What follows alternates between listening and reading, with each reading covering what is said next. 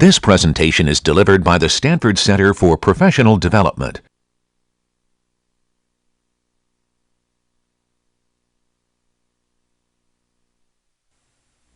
Okay, let's get started. So, as always, the lecture starts with a video segment, and today's video segment comes from 1991, and from the group at British Columbia, and it deals with biped walking. So,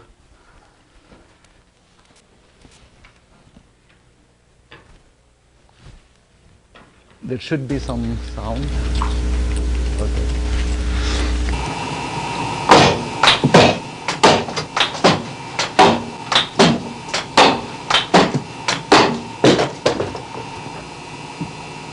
So this is passive walk, no motors.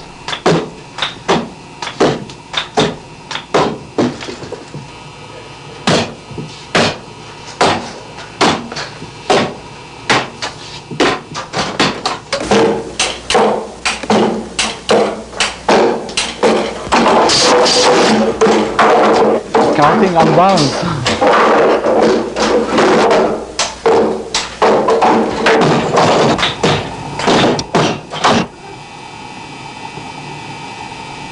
Careful.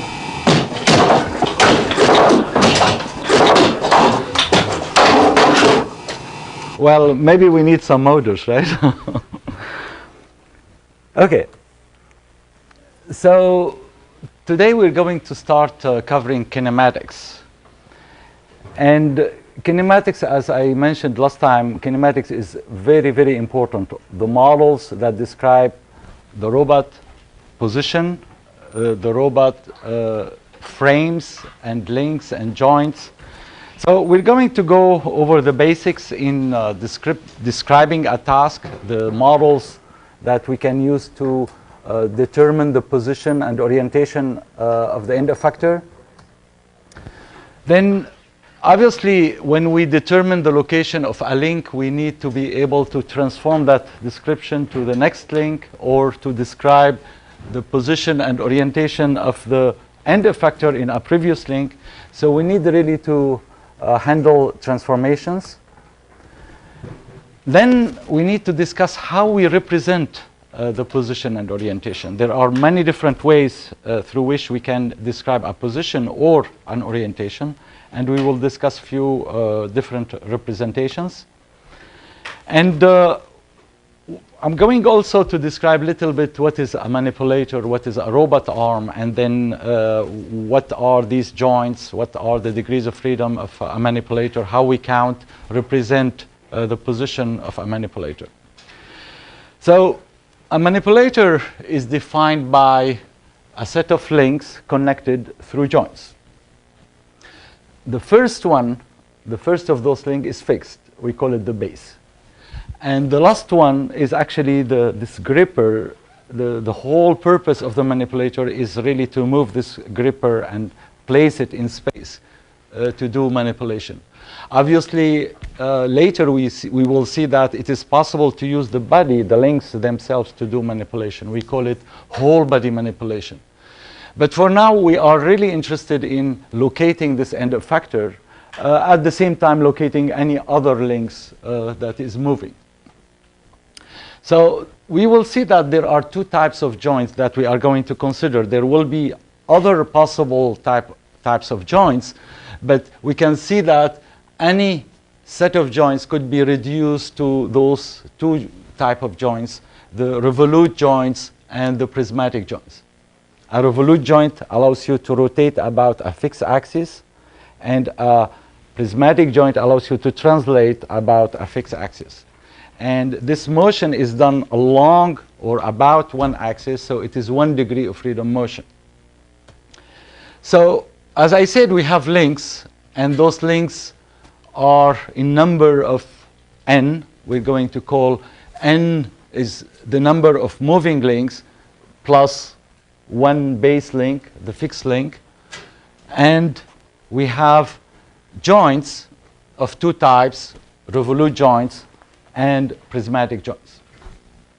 So the idea is we are going to work with 1 degree of freedom, and this is interesting because knowing that we have only 1 degree of freedom joints, then we will be able to connect these to the generalized coordinates, as we will see. And as I said, if we have a joint like a spherical joint, would you know how many degrees of freedom a spherical joint would have? 2? 3, yeah, 3. So what we would do is we will then use 3 revolute joints with 0 links length, and then we will introduce these joints and links to represent a spherical joint. Okay. Now, we have this manipulator in this configuration, and the question is, how can we represent the configuration of the manipulator? What would be a good way to represent the configuration? Because we need to know where the manipulator is in space with respect to a fixed frame. So, well, I mean, there are many different ways. We can go to each link and try to fix that link. So we can take maybe a given link and say we're going to locate this link with several vectors that lock it there. So if we use like 3 vectors at 3 different points, the link is defined. And that would give us the configuration of that link. Now we are going to use, in that case, 3 vectors. Each vector has 3 parameters in 3D. So we have 9 parameters to describe each link, and we have n links, moving links. So we will need 9 n's, a lot of parameters. And this would be one of the representations. So the description of the position using a set of configuration parameters can involve a large number of parameters, and each of them is fine. So any set of parameters that describe fully the configuration is called a set of configuration parameters. So in this case here, we have 9 parameters per link. Now, we are really interested in a particular set of parameters, configuration parameters, that has minimal number of parameters involved. We don't need all these parameters in that 3 vectors, 3 points, because the points are fixed. So there is a constraint between these points, and that is going to show us that these 3 vectors are not independent. In fact, we will see that we will be able to describe the configuration of the link with much, much less parameters. So that brings us to generalized coordinates. So a generalized coordinate is essentially a set of configuration parameters that brings parameters that are completely independent. And working with those coordinates is very interesting because you can use them to find the dynamics later, as we will see. We can use them, we can count them, and the number of generalized coordinates gives you directly the number of degrees of freedom of your robot. So let's analyze how many parameters you would need to describe the configuration of a manipulator with a set of generalized coordinates. So we have this manipulator connected through joints, and in order to count how many degrees of freedom we have, what I'm going to do, I'm going to remove the joints. So let's remove these joints. Now you have n rigid body in space, right? If we take one of those rigid bodies, one of the links, how many parameters you need to describe the position and orientation? 6. 3 for the positions and 3 for the orientation. So with 6 parameters, we have a description of one rigid body. Now we have n moving rigid body. In total, we need 6n. Now let's think about those constraints introduced by the joints. If we put back the joints, we are going to introduce constraints. Now, a joint has 1 degree of freedom, right? We said 1 degree of freedom. So how many constraints the placement of a joint is going to introduce? Each joint will introduce how many constraints? 5, exactly. Because it is going to allow only 1 degree of freedom. So if we think about the number of constraints, we will see that we will have 5 constraints per joint, and that leads to 5n constraints. Yes? So would it matter if it's a revolute joint or quadratic joint, whether it's a position parameter or an orientation parameter that's free? Well, let's look at it. So if we have a joint, it's going to introduce constraints on the rotations and the position. So if we place a revolute joint, it's not going to allow any displacement. And it's not going to allow rotations about orthogonal axis to the axis of rotation. So that's 5 constraints, 3 positions constraints, and 2 rotation constraints. In the case of prismatic, a prismatic joint is not going to allow any rotation. It's just translating, and translating about 1 axis, so the 2 other axes are eliminated. It doesn't matter. It is still 5 constraints. So now let's do the count. So we said we have 6n parameters before placing the joints, and now we place the joints and we have 5n constraints. So the question to you, how many degrees of freedom we have? It is going to be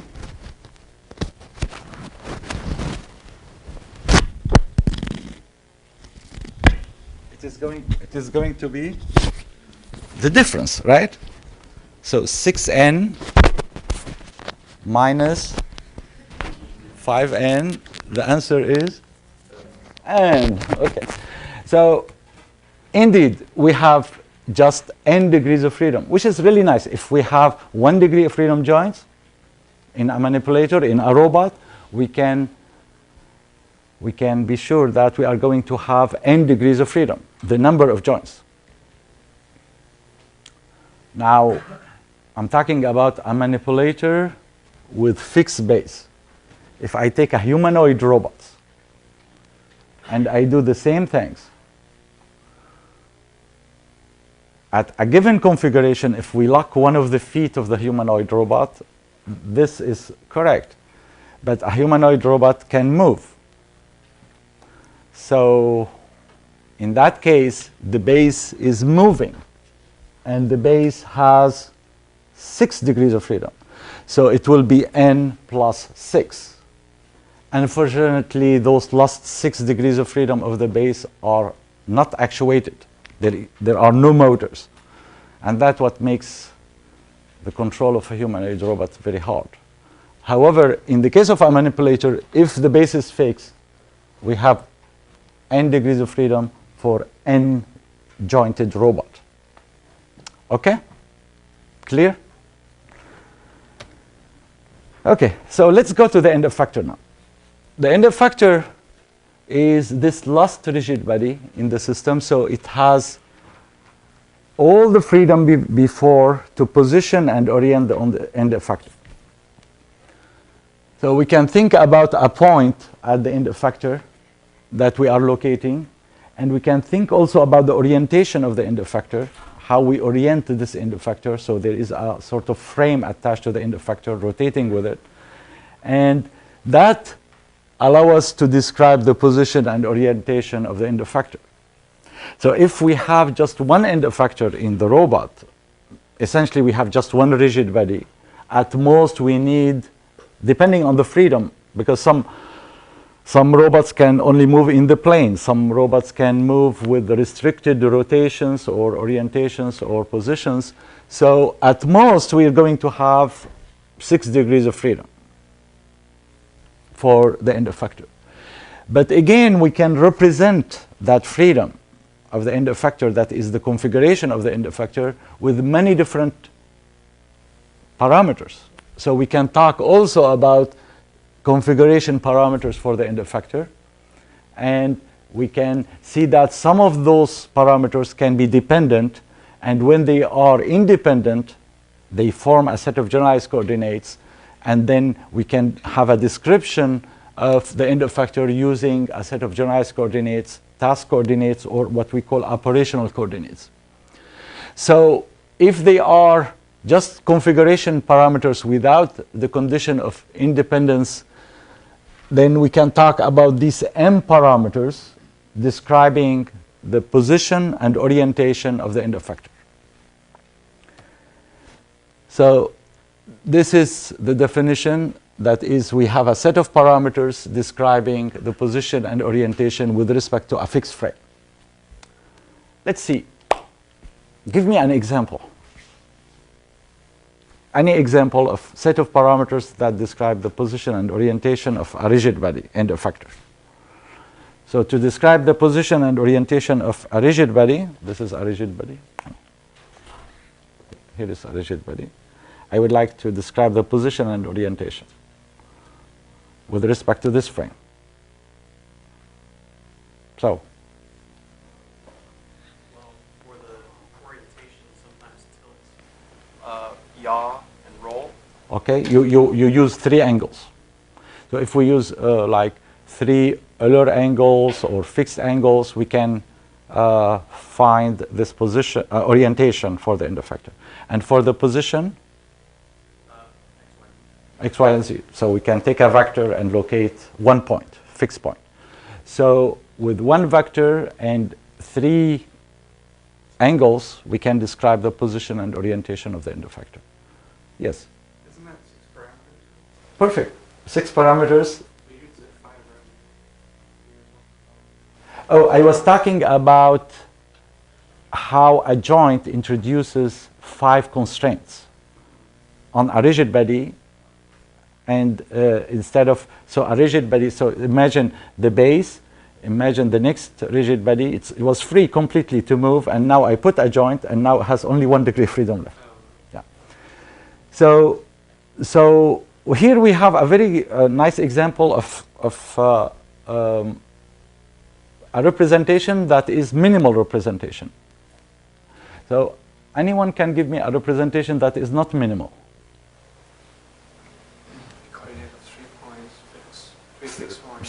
Select three vectors to 3 different points. That will be 9 parameters.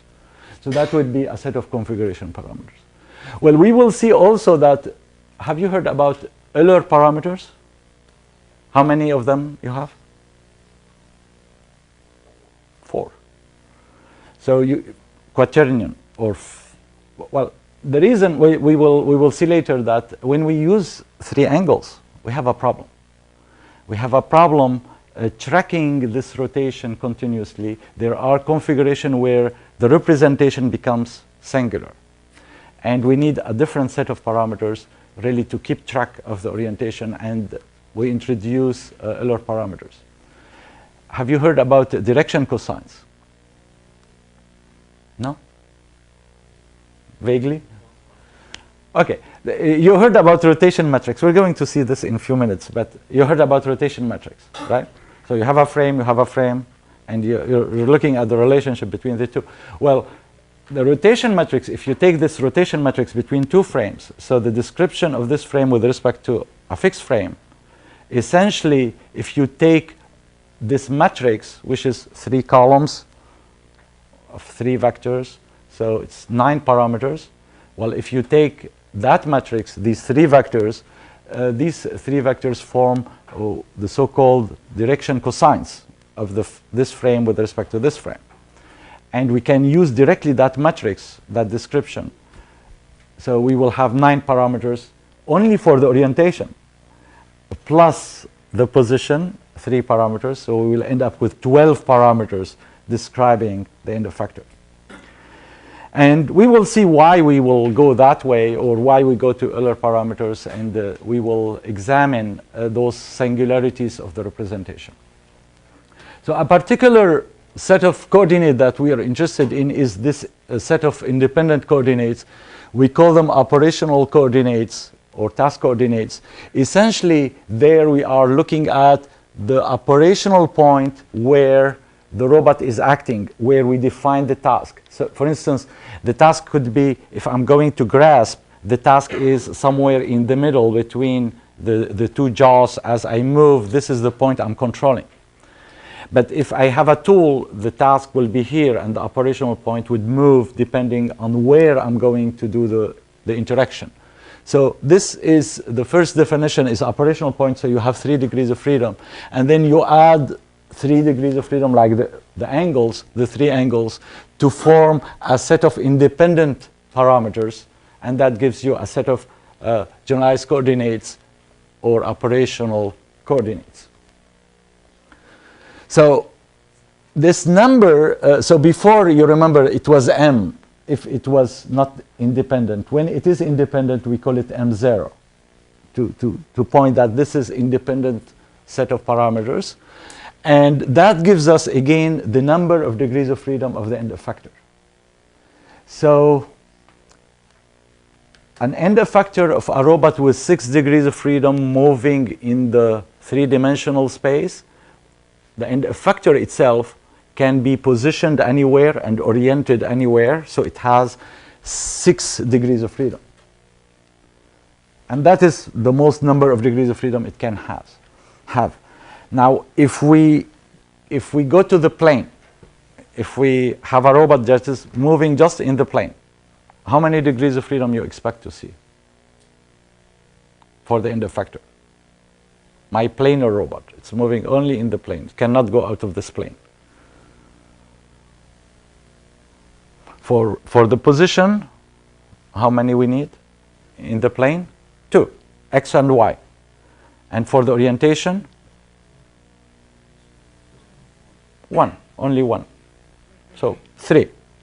So if we have a planar robot, then we will be talking about m0 equals 3. And you have different robots with different characteristics that ends up to gives you m0 that is equal to 4 or 5 or 6. But at most you have 6 for one end effector. So now we defined operational coordinates or task coordinates. We defined joint coordinates. And here is an example. If we take a planar robot, so just 3 revolute joints, theta 1, theta 2, theta 3. And this robot is moving in the plane. So we have sort of representation of the joint. So for here you have, I don't know, 80 degrees, 45 degrees, and 50 degrees, representing this configuration of the manipulator. So one way to think about it is to go and represent this whole manipulator as a point in a 3-dimensional space, and that space is theta 1, theta 2, theta 3. And that would be the joint space where this point, theta, which is the vector theta 1, theta 2, theta 3, represents the configuration of this manipulator. So we call this the joint space or the configuration space. And this space plays a very important role in motion planning. We talk about configuration space, and we talk about planning motions in configuration space, so planning the motion of theta. And we talk also about all these obstacles that we have in this space, in the physical space, that we map to that space, that becomes configuration space obstacles or C obstacles that represent the how obstacles in the real world are mapped to that abstract configuration space. And then we can do the planning around those obstacles. Now, for the end effector, we, as I said, we locate the end effector with a vector xy, but that doesn't define completely the position and orientation of the end effector. We need also to define the orientation or some angle. So we need alpha, and then x, y, and alpha represent fully the position and orientation of the end effector, and that defines the 3 coordinates, operational coordinates for the end effector. And obviously we have with that a space, the operational space, which is now the combination of x, y for this example and the orientation alpha of the end effector, and that is a point.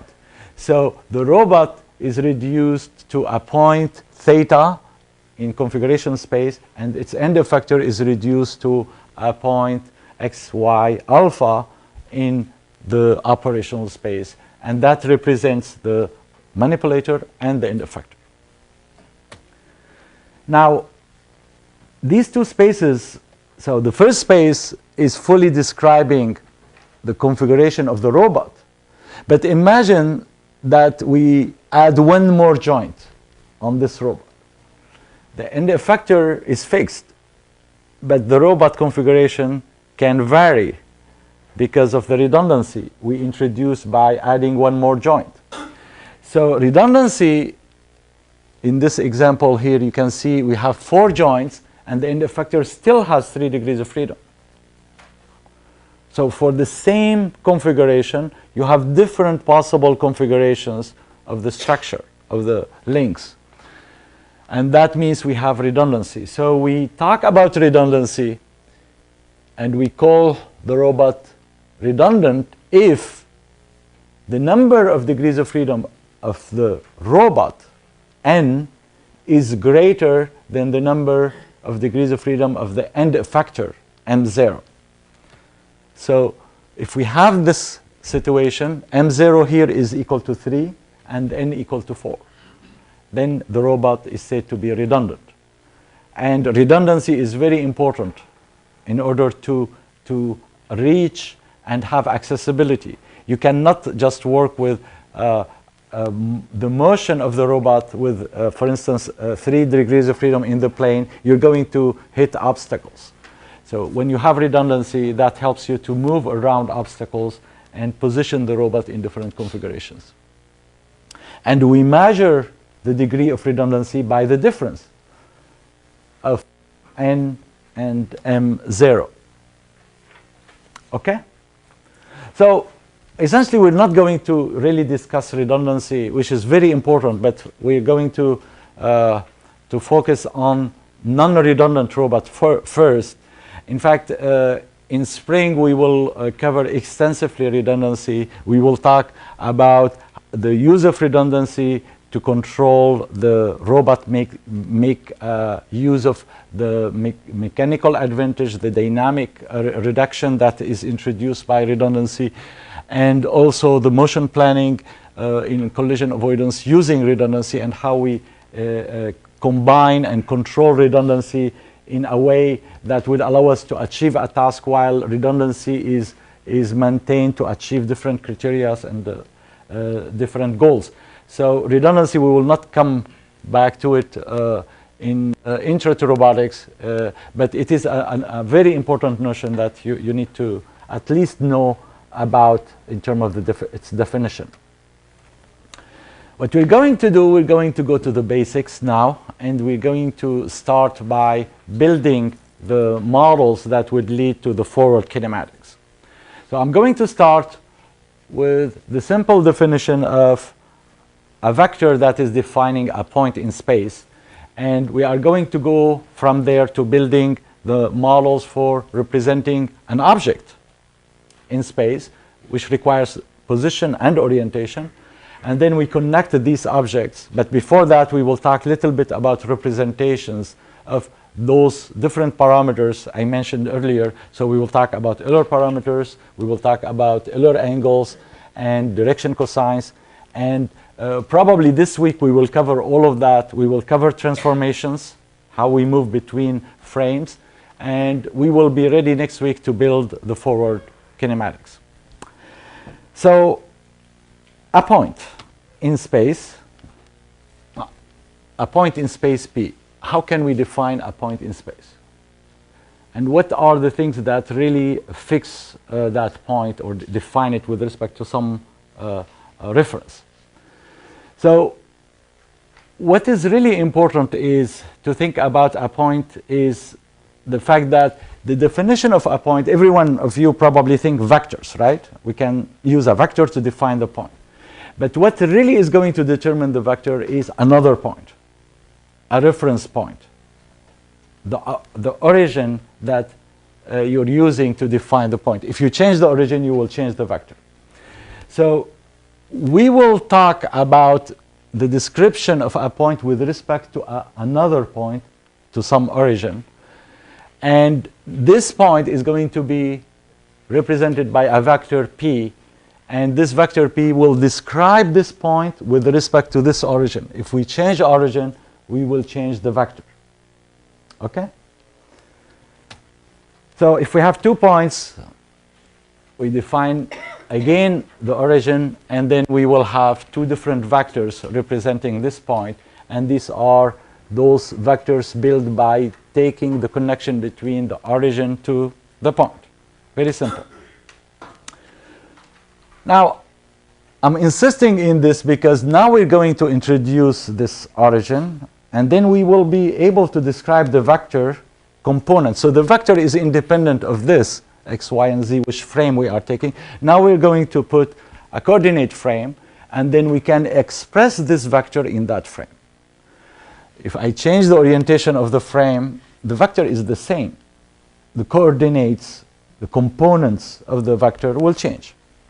And we're going to be interested in those transformations between different descriptions that involve different frames. We will work with orthonormal frames, x, y, and z, and we will go from one frame to another. So in this case, x, y, and z, and we did a small rotation, and so about the same origin, and we ended up with a different frame. And we need to know how we can take a description of the coordinate of p in the frame x, y, and z, and then go to a description in frame x prime, y prime, and z prime. And this is going to happen using transformations. Now, this transformation is just rotating the frame about the same point, but we might have a prismatic joint, and then we are going to translate the origin. So there will be a translation. So we need not only to deal with rotation in the frames, but also translations of the frame. Well, a frame really is related to something beyond a point. The fact that if we just we're working with points, we just don't need really to worry about the whole orientation. What is really happening is that you have different points on a rigid body, and when we rotate, we are keeping the distance, but the orientation is changing. So a frame is really related to the description of a rigid body. So if we take this rigid body, take a fixed point, and attach to it a frame.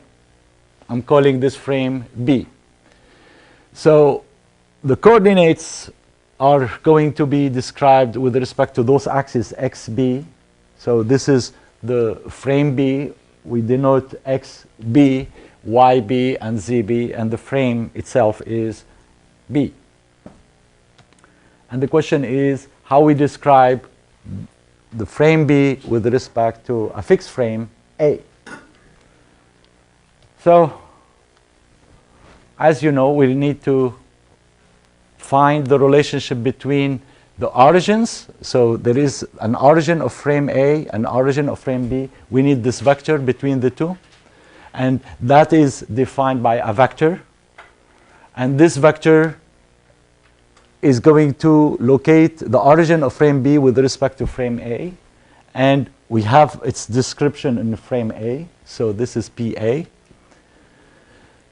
The orientation of the frame is these vectors xb, yb, and zb. These vectors can have descriptions in different frames. Now we are describing them in frame A, so xb in A, and this is the notation. We denote xb, and here we put A to say these are the coordinates of xb in frame A. So these vectors are going to describe the rotations of B with respect to frame A if it moves. So essentially, if you think about those vectors and the relationship with the frame A, we really going to find the rotation matrix, which is the first model that we need really to use in order to describe the rotations of one rigid body with respect to another rigid body. So because we are concerned with just the rotations, I'm going to slide this frame and make PA equal to 0. So we will just move to the origin and just think about the rotation. And in this case, we will focus only on the rotation matrix and the rotations of that frame with respect to frame A. So we are now concerned with the rotation of frame B with respect to frame A. This rotation is described by a matrix. It's called the rotation matrix, and it has 9 components. We are calling them R11, 21, 31, these 3 columns. Okay, I know some of you know very well the rotation matrix. How many of you knows perfectly the rotation matrix? I remember. How many of you remember? Okay. All right, this is very important, so pay attention. Those of you who are seeing this for the first time, but I'm sure everyone has seen it in some form or another. So what I'm going to do, I'm going to state a description of what is the relationship between xb, this vector xb, and xa. xb defined in frame B is obtained by this rotation matrix, and the vector, the resulting vector, is xb in frame A. So the description of xb in B is now transformed into a description of xb in A using the rotation matrix. What is xb in B?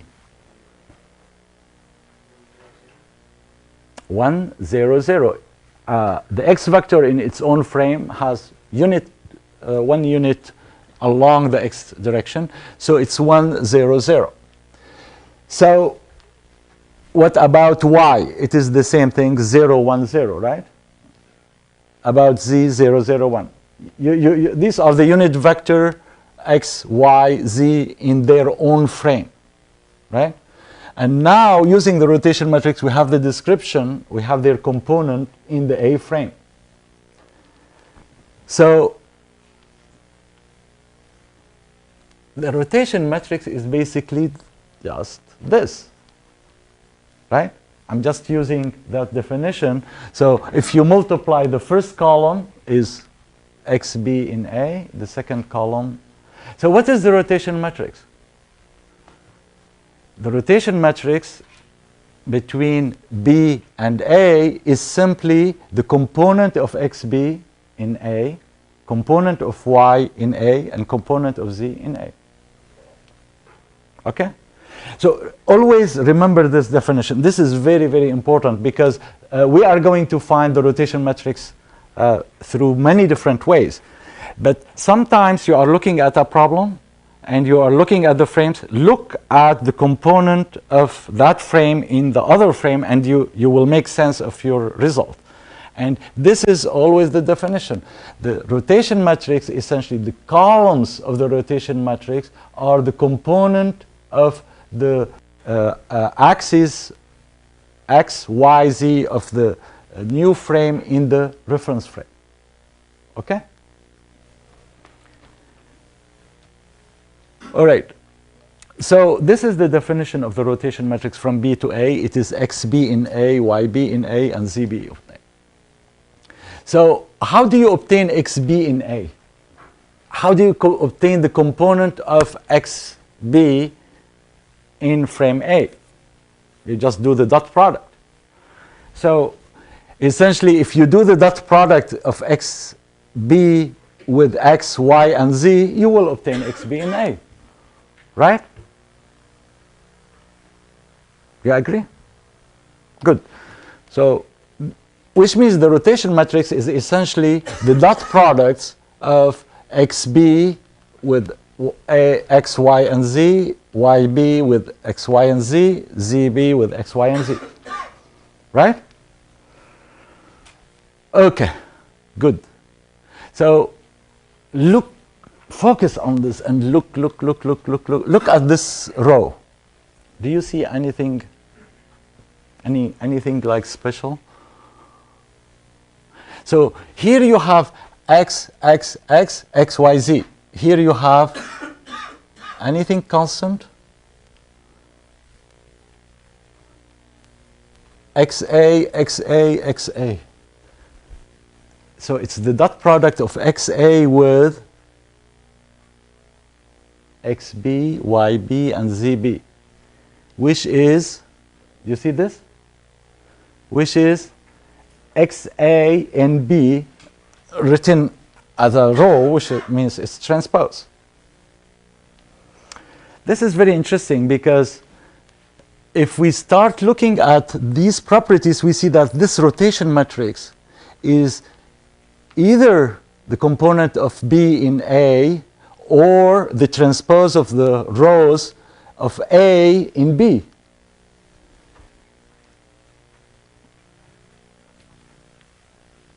So B in A in B. Inverse relation. Going from B to A, going from A to B. So going from A to B, we are able to see that it is just the transpose, which means that B to A, the rotation from B to A is equal to the transpose of A to B. A to B is the inverse of B to A. So we have this property. If I'm trying to compute the inverse of the rotation matrix B to A, which means it's A to B, it is simply B to A transpose. So the transpose of this matrix is simply, the inverse of this matrix is simply its transpose. And that's a very important property. And this property comes naturally because the rotation matrix formed with these unit vectors that are orthogonal. So the matrix is called orthonormal. And this orthonormal matrix is always going to have this property. Its inverse is its transpose. All right? Example. So can you compute the rotation? I think you have it. Don't look at your notes now for this example. So could you give me the first column of the rotation matrix from B to A? What is the first column going to be? So it is the component of XB on A. And XB on A, you see XB and XA are aligned. So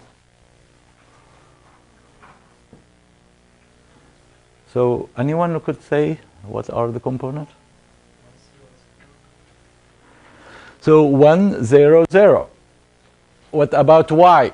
Y has a component only along the Z-axis, right? Y is only along the Z-axis and 0 about the others.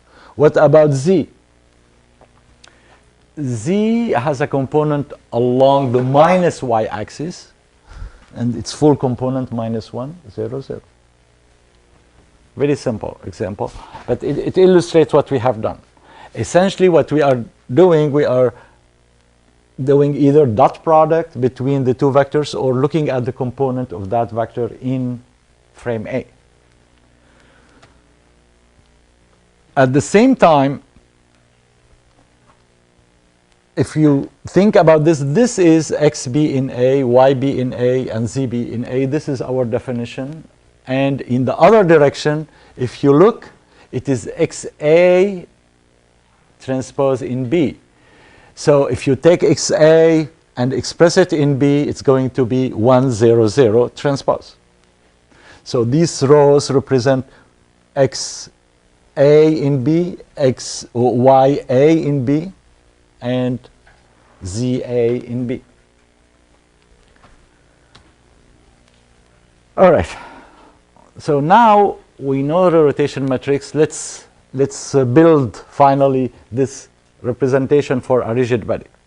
So we know how to represent the frame, the rotation of the frame. We need the translation of the origin, and by combining X, the description of the rotation, that is those vectors, and by locating the origin of the frame B with respect to A, we are going to define fully the frame B with respect to frame A. So the frame B is essentially defined by this rotation matrix B to A and by the location of the origin with respect to A. Okay. So there is different ways of thinking about the use of those rotation matrices. And in fact, we can think about it as we have done so far, which is to say we have a vector P, we have a frame A and a frame B, and essentially we are expressing the component of frame B in frame A, in frame B, and we are looking at the relationship between the two. So this is what we call mapping. That is, we are changing the description of a vector from one frame to another frame, but the vector remains the same. There is another way of thinking about it, which is, so this is the way we are looking at it. You have a vector P, and this vector P is going to be described by its dot product with A to give you its component in A. And this is the same thing. I'm just removing the vector outside and putting it as a matrix. So X A transpose, Y, and Z transpose. You see this writing? It's the same writing, right? I'm doing dot product. And just if you move P outside, it means you are doing that multiplication with the different rows. So now, if you have this relation, you can say P can be expressed in any frame. I mean, this operation could be represented in any frame, which is, let's select B, the frame B or C or D. So, but you have to be consistent. You have to take the same description. And if you do that, essentially you are obtaining that mapping. That is, you are obtaining P in B rotated to give you P in A. So this is changing the description of the same vector, P, from one frame to another frame. In the translation, we are going to start by considering the same problem, but while maintaining the same orientation of the frame. So I'm going to slide this frame and change the location of the origin of the frame. So frame B and frame A has the same orientation, and we're going just to move along the direction of the vector P. So if we have a vector, if we have a point in space, it is located with respect to origin B and described by the vector P. The same point in space is described with respect to another origin A with a different vector PA. So it is the same point but described with respect to two different points, two different origins attached to two different frames, and you end up with two different vectors. So this was our initial description in frame B, and now we have a new description, and this transformation is resulting in two different vectors. You have to realize, contrary to the case when we were doing just rotations, now when we do a translation, we are going to change the description by changing the vectors involved in the description. So this operation that involves a translation of a vector P defining this origin of the frame B, it's changing the description from origin B to origin A. And the relationship between the two, that is the relationship between the green vector and the red vector, is essentially this relation that is giving us the vector with respect to A, origin A, as the sum of the vector with respect to origin B and the translation of the origin. So this fact that we have now two different vectors is going to appear later in the homogeneous transformation and make the transformation a little bit different from rotation matrices, because we are introducing a translation and we are introducing this non-homogeneous relation in the model. So when we come to general transformation, so now I'm saying I'm going to have a description of this same point P, but with respect to an arbitrary frame B that is rotated with respect to A. Then we need to account for this rotation, and that means that in the description here, it's not simply the sum, but I have to do the sum with respect to descriptions in the same frame. That is, I cannot add this vector directly with this vector. I need to rotate this vector to frame A. And that means we have this relation, this general relation, that is, we take the description of P, we rotate it to frame A, we have its description of A, and we have the origin description of A, and now we can add them together, and the result is this vector. We haven't changed anything. We still are talking about this vector plus this vector equal this vector. But what we have to make sure is that this description is rotated correctly to frame A. All right, well, this is the general transform, and in fact, using this, applying this between links, we should be able to compute and propagate, go from this link to the next, to the next, to the next. But this description is not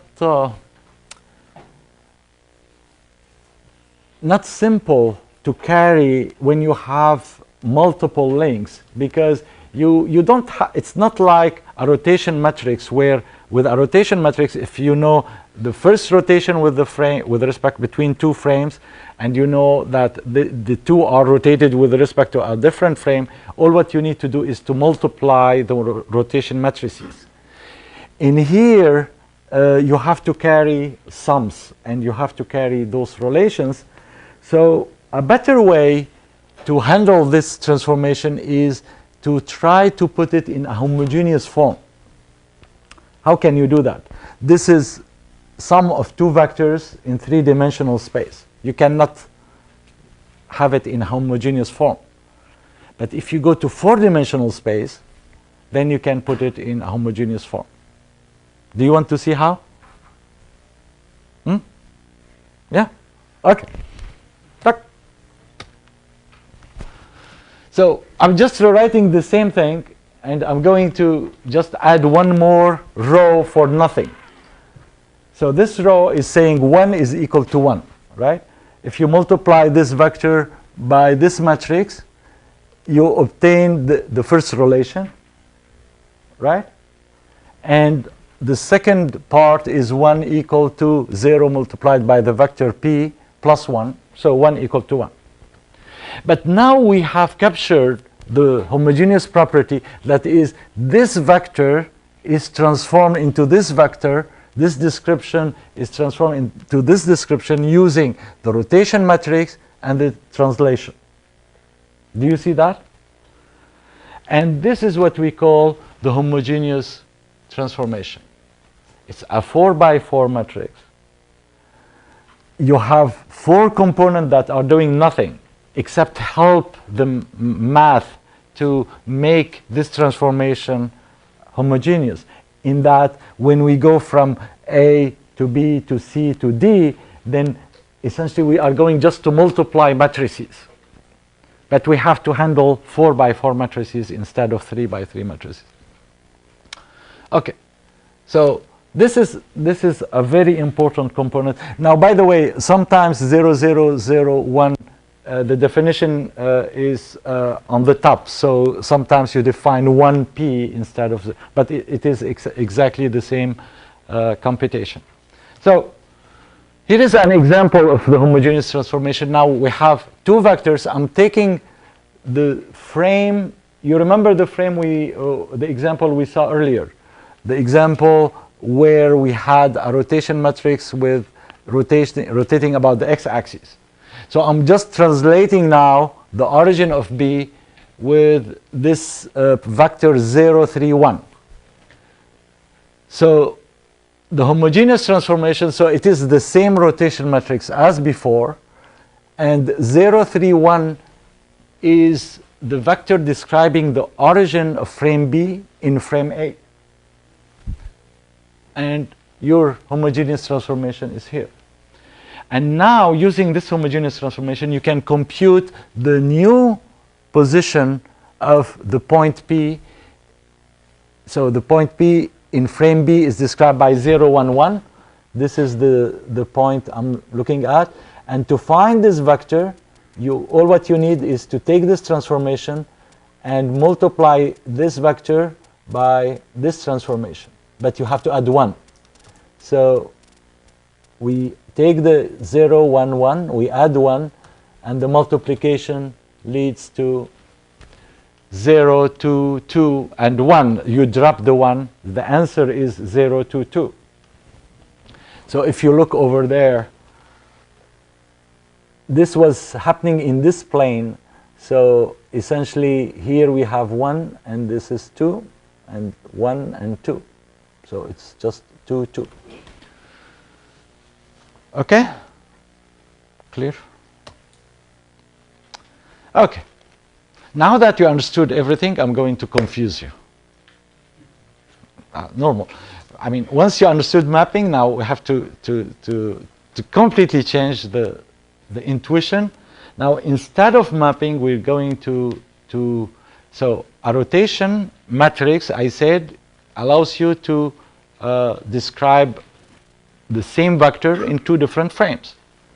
But now I'm going to take the rotation matrix and use it to rotate a vector. So the vector was here. I'm going to rotate it by the rotation matrix. So I said the mapping is changing descriptions. Okay? An operator is moving those points in space. Well, that could be useful. So you have a vector, you have one frame, you have a description. Another frame, you have a description. Now, what I'm going to do a rotation, and this rotation will rotate the vector. So, in fact, a rotation matrix, which could describe the relationship between the component of the same vector in 2 different frames, in this way, can be also used as an operator that would operate on a vector P1 to produce a vector P2. And this is very useful later when we compute representations. You will find very useful to compute transformation between different frames. So R here is operating on P1 to produce P2. Okay? So P2 is the rotation applied to the vector P1. And of special interest are those rotations that take place about some specific axis, like the x-axis or the y-axis or the z-axis with some rotation. So then you can talk about Rx with some angle theta, and that will be very useful in some of the operations. So in general, we can talk about a rotation about a k vector, not the x, y, z, but any arbitrary vector. And it rotates a vector P1 into vector P2. So here is an example. This is a rotation about the x-axis. So the x-axis is 1, 0, 0, and the rotation about the x-axis is of theta. It is cosine theta minus sine. You know this familiar matrix, rotation about the x-axis. So if you take P1, which has component on y and z, so it's 0, 2, 1, 0, 2, 1. If you take this matrix, you end up with 0, 1, 2, which is over there, 1, 2. You see P1 and P2?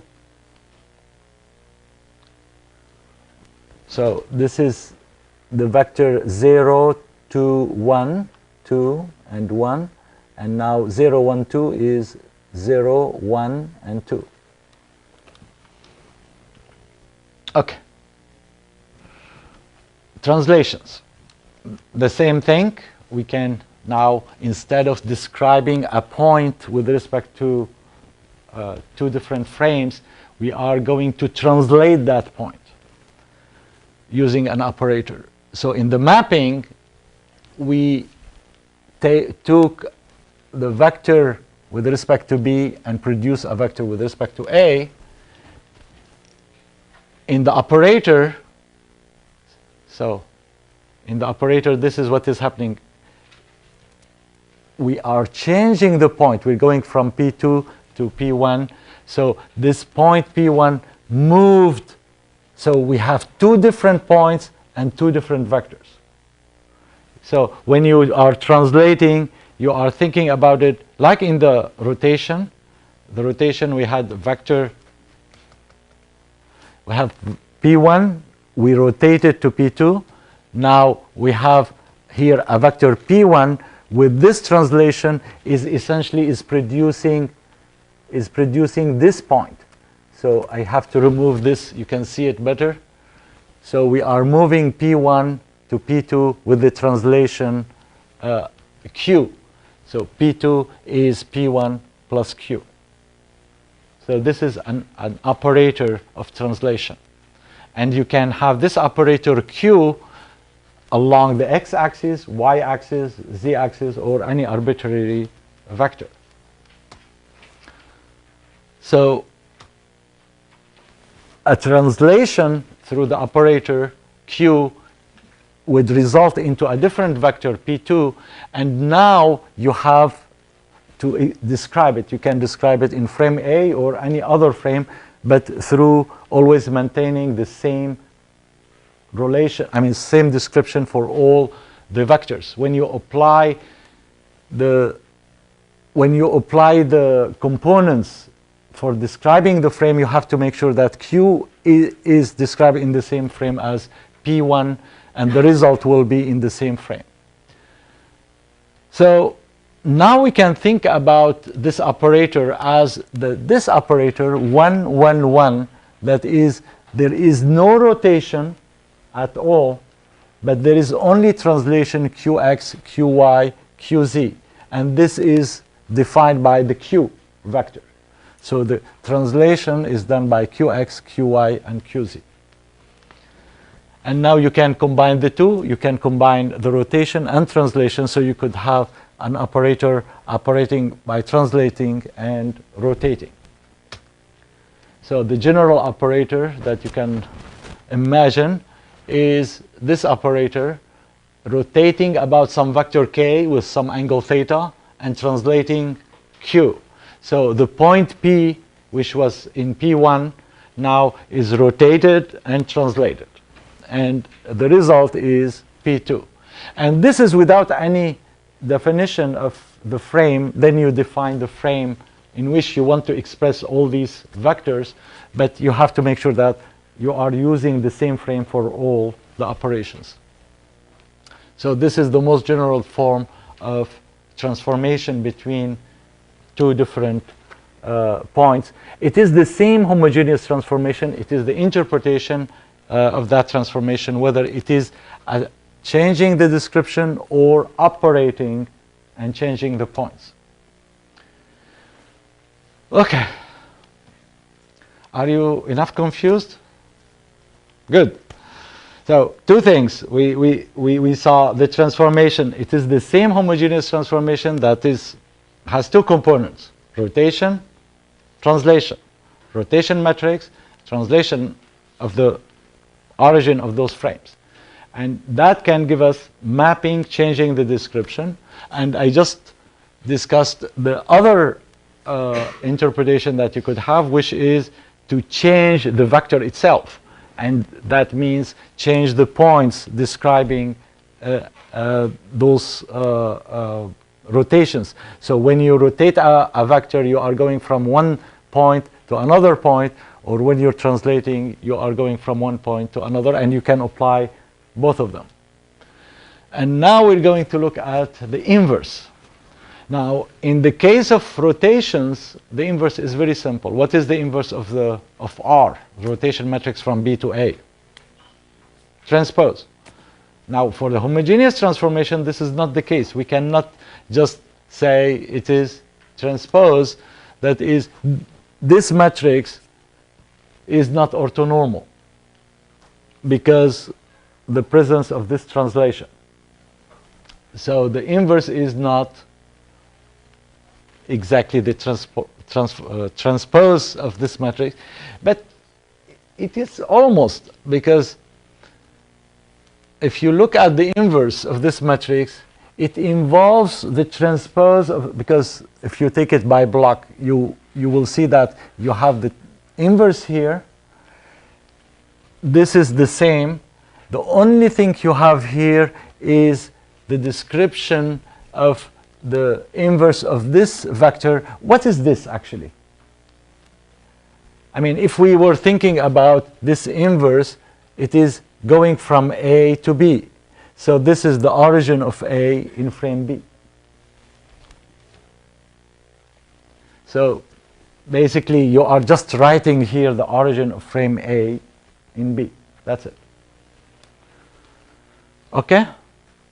So now we know the forward, we know the inverse of the homogeneous transformation, and it is going to be essential. The homogeneous transformation, we're going to use it to describe the kinematic chain of the manipulator, and we will see that this transformation could be described by those 4 parameters, the DH parameters. So we will be able to describe each relation between successive links just using 4 parameters, the DH parameters. So I will not reveal the movie segment for next time, but unless you have any questions, we can stop here. Any questions? No? Okay, we will stop here and we'll see you on Wednesday.